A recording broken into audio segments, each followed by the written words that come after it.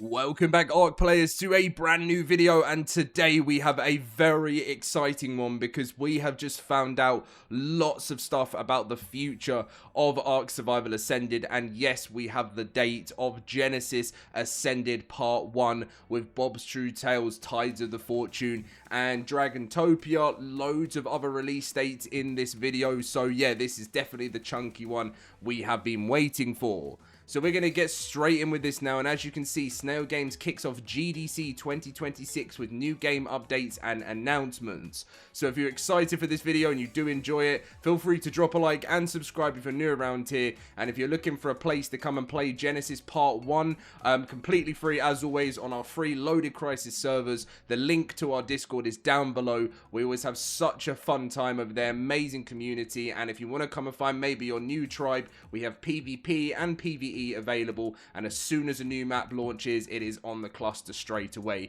Link is down below to our Discord, and let's get straight in with the news.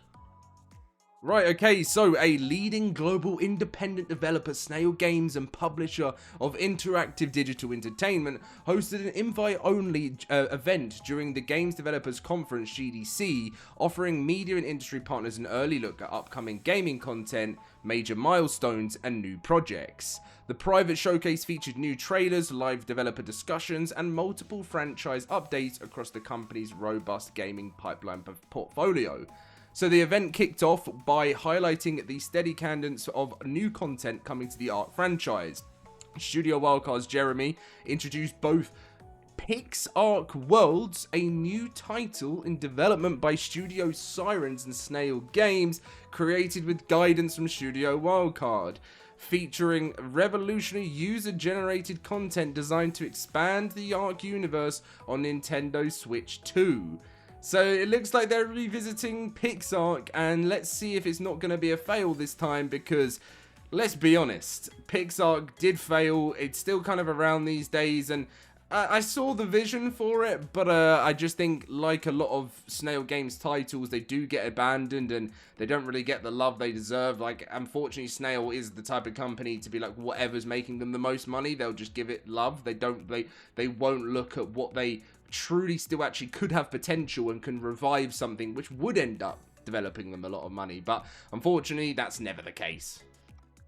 So Jeremy also revealed details about ARK Survival Ascended content coming this year, including Bob's True Tales, Tides of the Fortune, June. So it is confirmed. I did think it was going to be June, because, you know, that's when Ragnarok came out last year. They said late Q2, so I had a feeling. And it's focused on physical sailing ships across a vast ocean world, which we know is the pirate-inspired DLC.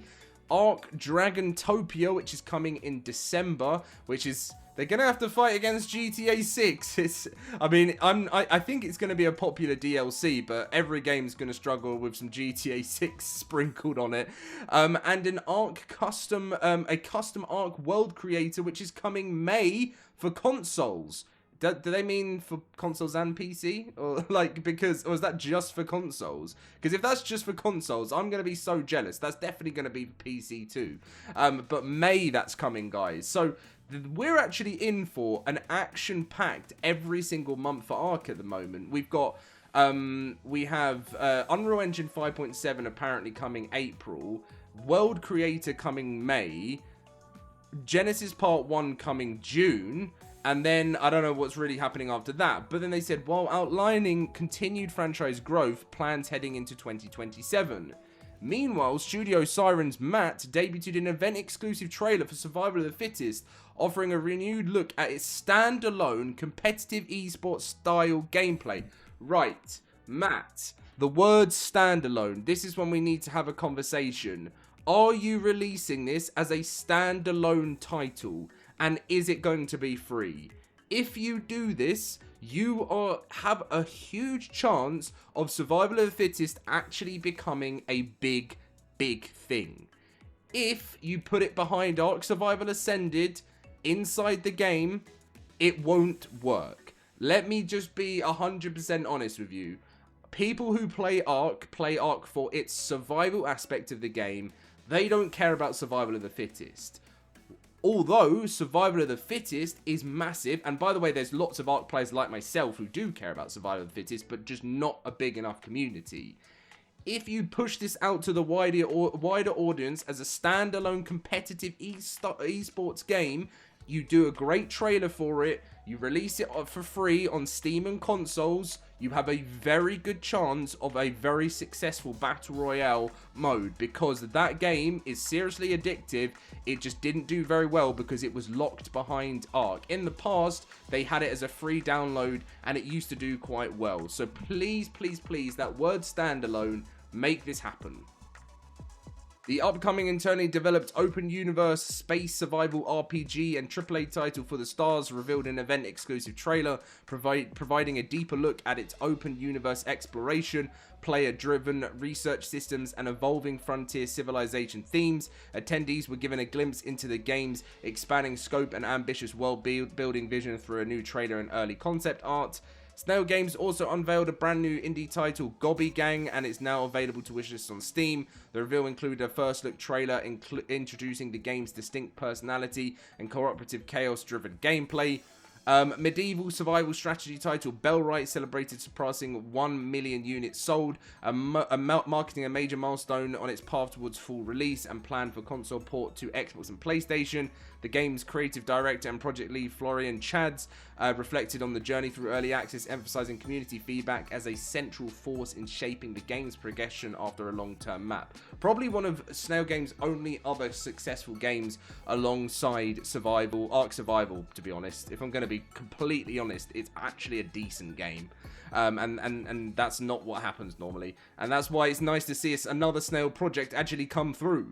Meanwhile, I say that's nice. I say it's nice for them to actually support it, but and actually be a good game without just abandoning everything. Sorry for me being but I'm just throwing the facts out there. Meanwhile, Echoes of Asylum will be at the Snail booth, celebrating its early access Steam launch from earlier this year. Developers will be discussing how player feedback has directly influenced the future prioritization, balance update, and long-term design decisions. Additionally, Snail Games has highlighted its Interactive Films initiative, an innovative publishing model that repurposes high-engagement vertical narrative content into fully interactive RPG motion video experiences. The approach bridges the digital storytelling formats with gameplay interactivity, positioning the project at the forefront of the hybrid entertainment. The GDC event reflects Snail Games' continued investment in the long-term franchise growth, indie innovation, and new media experimentation, reinforcing its commitment to evolving alongside players and the broader interactive entertainment landscape. Developers for all previously mentioned titles will be available for interviews at GDC 2026 Expo floor. For press interested in scheduling an interview, you can reach out to press@snailgamesusa.com. So, a very action-packed year for ARK Survival Ascended and the ARK franchise, considering a new ARK game is coming, and Tides of the Fortune. So let's just do this forecast that we know so far. So, and this is going to include Astraeos too. So we have next month, so some point, it's meant to be this month, but I don't know. They haven't put a date for it right now. It looks like it's been delayed, as always. Survival of the Fittest is launching. It should be this month, but it probably won't be. Next month, Unreal Engine 5.7 should be launching for the game, which is, they've called it the Magic Bullet. So all we can do is kind of sit and hope that is going to be the Magic Bullet. May, we're getting ARK World Creator for consoles, which I'm hoping is going to be PC too, because I have a lot of people in my admin team over in the LoadedCrysis cluster who are really interested in modding, and I think loads of people really want to get into it, and I've always been really interested in myself, but it'd be cool to be able to do like my own inspired LoadedCrysis map that the community can get involved in and say what their favorite game franchises are, their favorite films, and together we could come together and actually build our own like LoadedCrysis world. That is kind of a plan for me with this World Creator if it's possible, and then maybe one day add it to the cluster. While outlining a continued franchise growth, obviously we've got Dragontopia, which is coming in December. So there's a big sorry, I've skipped past Gen 1. So May is World Creator. June is going to be the pirate-inspired Genesis Part 1, which is going to be great. And then there's a big gap between Dragontopia And so so from June all the way to December, it feels like there's not much, but the final Astraeus Mega update, which is 20%, the final 20%, will be launching in summer too. So we're probably looking at a July-August update for that. So if that takes you through to August, then you've got September, October, November, where it might be a bit quiet for Ark. Who knows? I'm hoping they would somewhere in there would throw in Fjorda or something like that. That would make it the perfect year. Then move on to the Dragontopia DLC. But who knows, right? Things change a lot in the Ark community. Things move very quickly. And I'm super excited to find out more of what we've got in store for this year in 2026. The only thing that worries me about saying Fjorda is I think they'd get Nakatis to work on it. And I know he's working on Atlantis Q1 2027, which is a really early 2027 launch. So if that's coming then, which could be February 2027...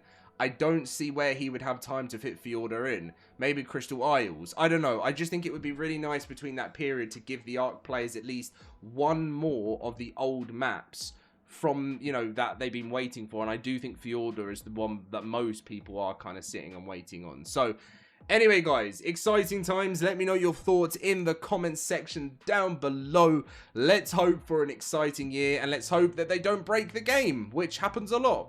Thank you for watching. I'll see you guys soon.